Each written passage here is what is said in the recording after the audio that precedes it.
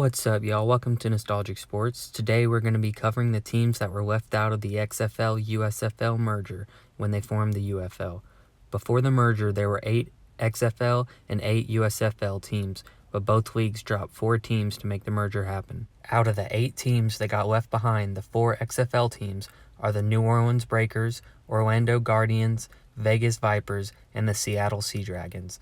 And the 4 USFL teams that didn't make the cut are the New Jersey Generals, the Philadelphia Stars, the Pittsburgh Maulers, and the Houston Gamblers. The newly formed UFL needed to make cost cuts because both of the individual leagues were not doing well financially. They cut teams mostly to do with travel expenses and which fan bases were making them the least amount of money. It was all budgeting and trying to lower the costs of operations. If you look at the map of the teams that they kept, you will see how they were all relatively close and the travel distance isn't that far. But if all these teams had to travel back and forth from Seattle, Vegas, New Jersey week by week, it'd be a lot more expensive for the league to operate. If the UFL performs well this year, more teams will join the league in the future. They just need to start generating more profit before expansion, or they will die out as a league, like all the other failed football leagues in the past.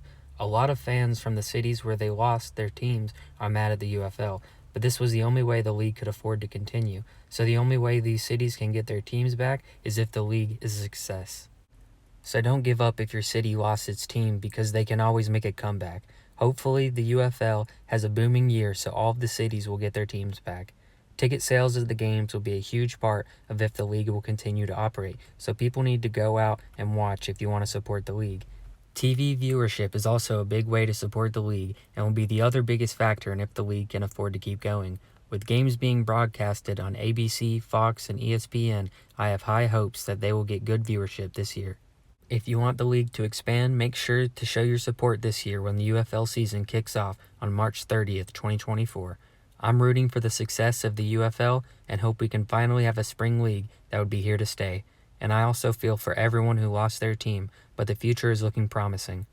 In the comments, let me know what you think about the UFL and if you'll be supporting or have a favorite team.